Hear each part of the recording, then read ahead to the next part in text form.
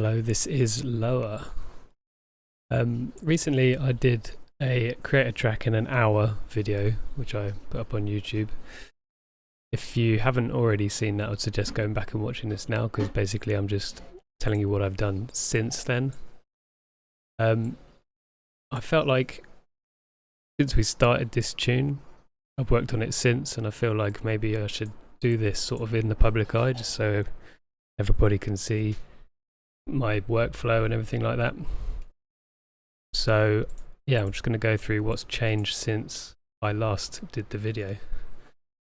So when I left it, I think we had a guitar sample in there.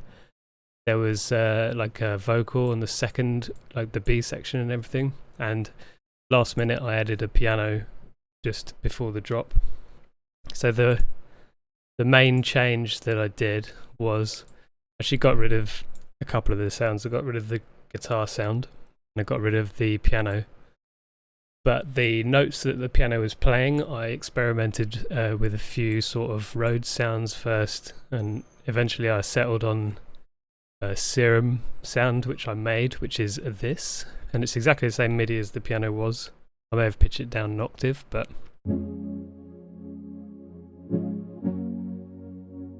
it's quite an uplifting feel to it. But what's cool about it is when you add the bass at the same time. I like the feel that gives. So I wanted to kind of emphasize this whole mellow kind of vibe. So what I did was I added some Foley on it as a layer above this synth sound here. And what I did is I've rendered it out now, so I can't really show you, but I added an envelope follower to the serum preset to follow that initial wob, which is happening. That one there. And then I used that envelope to adjust the volume of this sound. So basically, every time a new note comes in, it gives a little burst of this sort of texture. So when you play those two together, adds like a little crackle, which is not always the same sound as well, which is nice, so it's always changing. I can show you the preset as well. So, preset, it's not a preset, it's something I made in Serum. So this is it. It's nothing too crazy, it's literally just sine wave, or almost a sine wave, and a saw wave. If I got rid of the filter, it's going to be quite abrasive. Yeah, it's like that, but as you can see here in the envelope section, in the LFO section, sorry, I'm using it as an envelope, so every time we play a new chord or a note, the attack's quite slow, and then the decay is sort of over a few seconds. Results in like a little vroom sound. And I've got each oscillator is wide as well, so it gives a nice wide feeling to it. And I've got that running through Soothe as well, which I think I told you guys about in the initial video. If you slam Soothe quite hard and then compress it again afterwards, it sounds quite nice with better saturation. On this, I've got a chorus, and then it's running through Fragments, which is a really cool sort of granular effects plugin. I don't think it's doing too much to be it's on 0. That is just, oh no, here we go. So what I do is I think as you get closer to the drop, that is automated to come on a bit more. See those little sparkles. Really pretty little sounds. So yeah, got that. Then I have this layer here, which I showed you about there. Halfway through this section, I also added some either reverse harps. Pull those out, reverse them back. This is what they sound like.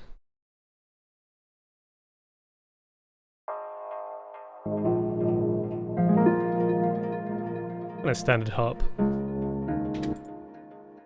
But if you reverse them, I'd cut off the low end or most of it as well. Just make some really nice little swells. And on top of that, there's some other little sparkly bits from fragments, I think. Reverse sounds as well. So, and then on top of that as well, I wanted to add a bit of rhythm without putting drums in there. So what I did was I got some crackly vinyl sort of sample thing here, and I basically edited each crack to sort of make a rhythm by moving them around like this.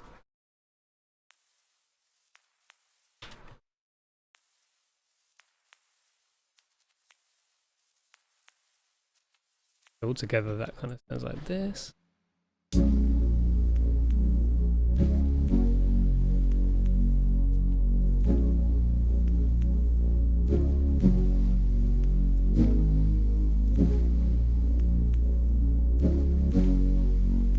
The reason I went for this sort of intro decided to focus on this a bit more was I got rid of the older vocal.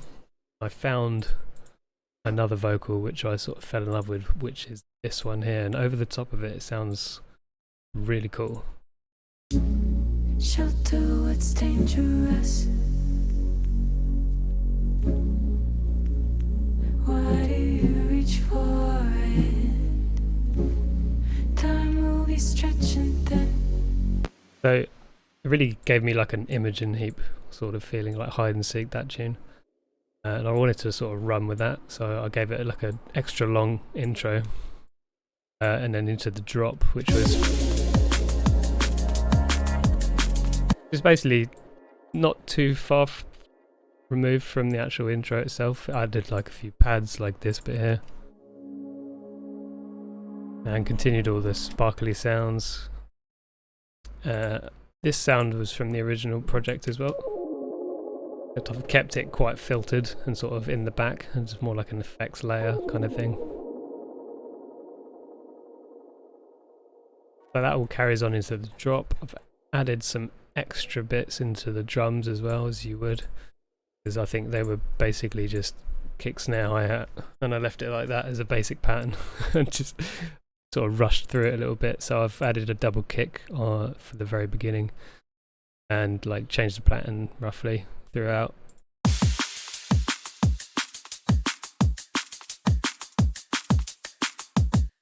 I've got alternating Foley hits as well on the snares, so I've got these two. Oh, hold on.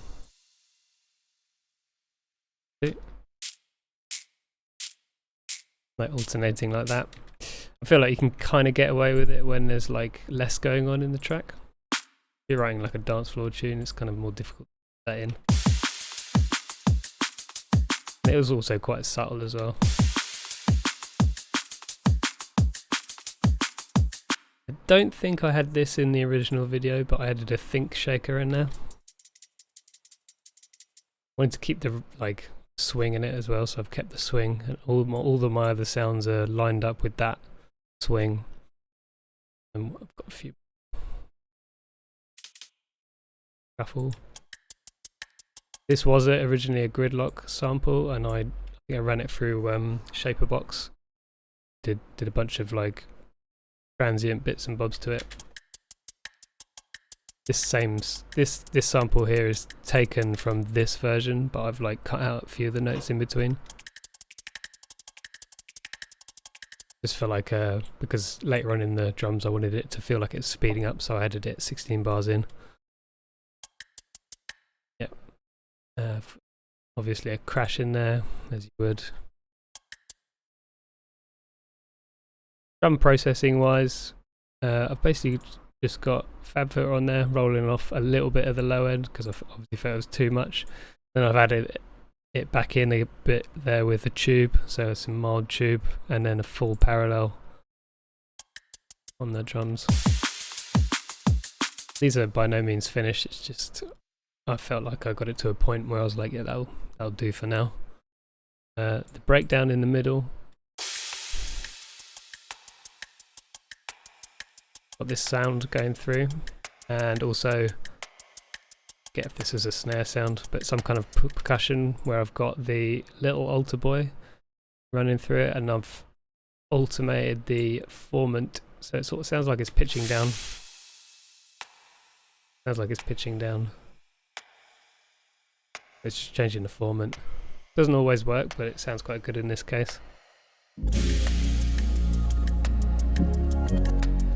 And then, yeah, this basically is the same as the intro.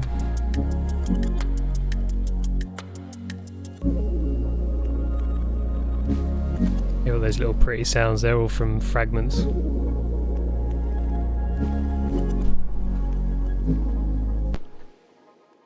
So musically, that's pretty much where it is at the moment. I am going to go send this to a vocalist, because as much as I love this sample, anybody could use it really, and to be honest it is really good, and I did think about using it, but I kind of think like having your own vocal in it, it's like much more individual, and I know I've got someone in mind for it as well, so I will probably come back with another video at some point and maybe go through my vocal production. I don't think if there's anything left on this. What I'll do is I'll just play the intro through so you guys can hear it. Here we go. Shelter what's dangerous. Why do you reach for it? Time will be stretching thin. Under the glow, do you love what you feel when you're alone? Silence if you follow. Do you feel what you love?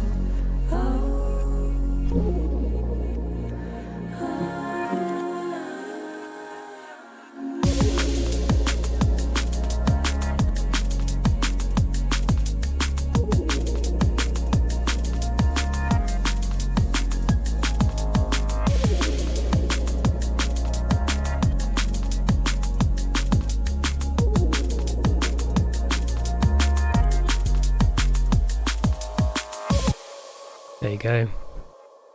It's crazy how much it's changed since the last one, but that just goes to show it's quite a fluid process, so you know, you just hang on to the bits that you like and emphasize those parts really. Best not to get too comfortable with tunes, it can always change. So yeah, this has been Lower. I'm planning to do another video at some point, so hopefully speak to you guys soon. Hope you enjoyed.